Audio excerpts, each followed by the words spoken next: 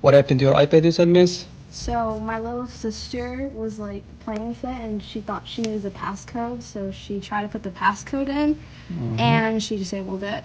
Oh, don't worry. I got you. Thank you. Connect your USB cable.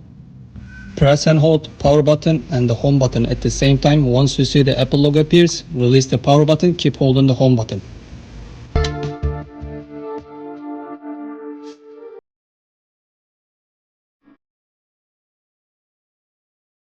This is what you have to see it. Open iTunes on your PC. Connect your USB cable. Restore. Restore and update. Restore is completed.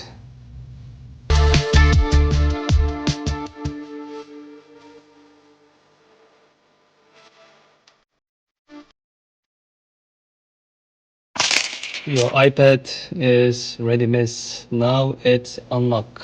Here we go. Thank you so much. You are welcome. Beautiful. Now I can use it for my online business. What business?